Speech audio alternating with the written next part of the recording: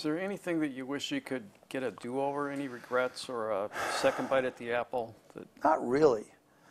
You know, I tell my dad, when I die, I want to come back as me. You know, it's just, because mistakes are just part of the game. You know, I've had money stolen from me. I've had, you know, government agencies come after me. I've had, you know, but I've been honest and above board on everything, and I've worked my ass off, and, you know, the people who have supported me have been rewarded, and you know, I've never taken anything from anybody that I didn't, you know, give back on, and, you know, I feel good. Again, I'm far from perfect. I'm sure there's people who have worked for me who would say, he was a lousy boss, but, you know, I learned from my mistakes. Do you still hold the world record for the largest e-commerce? I think so. You know, it's funny because I didn't even look at it that way. I just thought it was, you know, practicing what I preached when I bought the Gulfstream online. And then one of my buddies, one of my drinking buddies, came into me one day with a Guinness World Book Records book and said, you're in it, you're in it, you're in it. And I'm like, for what? And I was like, for the largest online purchase. But yeah, that's cool, and it's something I'm proud of. But that's how a lot of people got to learn who Mark Cuban was. Yeah. You know, I guess. Oh, what's it like being famous or infamous? What's the upside and the downside? I mean, the upside is you get good seats at restaurants, and you know, people tend to be overly nice to you. And I guess the downside is you have to, particularly at the beginning, you have to kind of negotiate things with friends and family, some ground rules that, look, you know, my bank account doesn't define me. If you treat me the same way you did when I was poor, we're going to continue to be friends. If you look at me as a meal ticket, we're not going to be friends. Our relationship has to be the same. And early on, that was difficult. I remember I had one friend who sent me a letter, didn't call me, sent me a letter asking for $275,000. I haven't seen him since, haven't talked to him since. You know, I have a lot of other friends that ran into rough times, and they never asked me for a nickel, but I was happy to help them, you know, but I volunteered to help. And if at the beginning it was a question of saying, look, just I'm the same, you know, my bank account doesn't define me. The same things I was stupid and goofy and idiotic about, I still am. I'm still a slob, and that's not going to change, you know.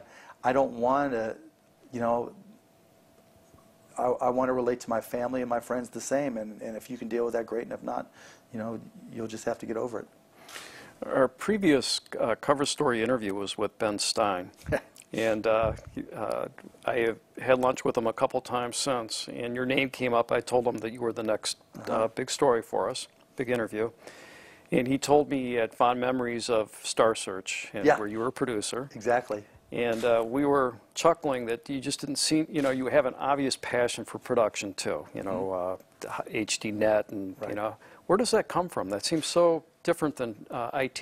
It is and it isn't, in that I never visualized myself as a creative guy, you know, and I always felt that there were a lot of people more creative than I was, but I always felt that technology could radically change production and distribution. And so my partner, Todd Wagner, actually wanted to do the producing and from the creative side and get involved with creative people. And I was like, okay, well, if you want to handle the creative side, I think we can change the way movies are created and distributed, and television as well. And so that's what got us into HDNet and got us into 2929 and Magnolia Pictures. And, you know, we've always looked at problems, you know, or looked at the way things always were done and said, can we do it better? We weren't going to be beholden to the old ways or the way they've always been done, and it's paid off. You know, all those companies are profitable. Yeah, Landmark too. And Landmark as well.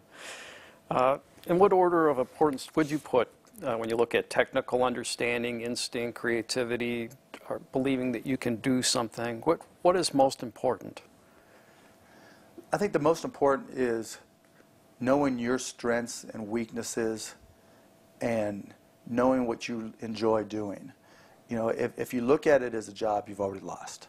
It's not going to be your passion, and you're going to count the hours. If you look at it as something you love to do, and then you know what your strengths are, then you can leverage those strengths in your business and in helping others. And once you recognize your weaknesses, then you can work with people that complement you. I mean, every one of my businesses, I've had a partner who's very anal. Martin Woodall, Todd Wagner, I mean, incredibly anal people, perfectionists, because I'm a slob. You know, I'm a big picture, think about what's around the corner, how's technology going to change things, how can I change, you know, this industry, and, you know, making sure that there's somebody there to dot the I's, cross the T's, and keep me in the baselines. And, you know, recognizing my weaknesses is just as important as recognizing my strengths and my core competencies, and you know, having a passion to do them. Well, you do think outside the box, obviously. Your entrepreneurial approach is not status quo. You push the outer limits. Anyone who's watched you in your career has seen that. I'm wondering, do you attribute some of your success to that? That you know, you blaze your own trails. Absolutely. You know, it's been kind of weird, even when I look at it, that one of my really strong strengths is being able to see around the corner and see what's next. And you know, it's really just attributable to taking the time to learn the technology and putting myself in the shoes of various businesses and saying, you know, how would I run their businesses differently? Whether it's, you know, in the early 80s, being one of the first systems integrators for local area networks, when people were just saying, you know, do I even need a PC? We were learning how to connect them and learning how to write software for them, and then taking that nationwide and doing it on a bigger scale than most. With broadcast.com, starting off as AudioNet, saying, okay, everybody else just wants to get on the internet with text. How can we take it to audio and then video, and what can we do differently? And even then, everybody else looked at it as saying, okay, you want to stream radio and television, kind of like YouTube is today.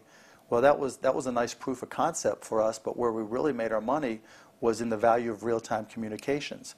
You know, things that we take for granted now, quarterly earnings conference calls, you know, group meetings that are done online. No one had done those things, and we were like, okay, there's a business value. We can help make businesses more productive and more competitive and give them, you know, a profit advantage by leveraging this technology, things that people hadn't considered.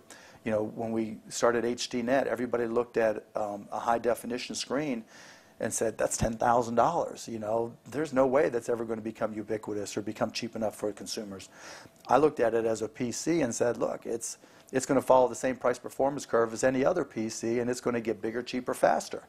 And no one believed me, and lo and behold, it happened even faster than I thought, and that helped us create HDNet. You know, now with Magnolia Pictures, we're distributing movies where we're putting movies on digital VOD on cable and satellite and telco platforms for traditional TVs 3 to 4 weeks before it's in theaters.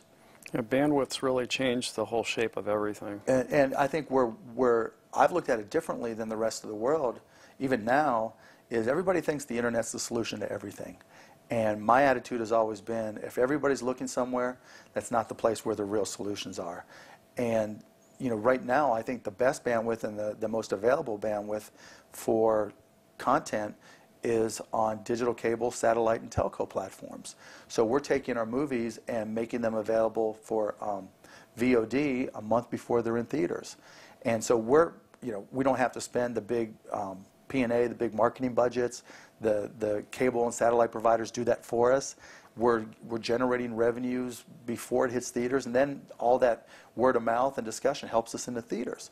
So now, on Magnolia in particular, almost all of our movies make money, which is unheard of.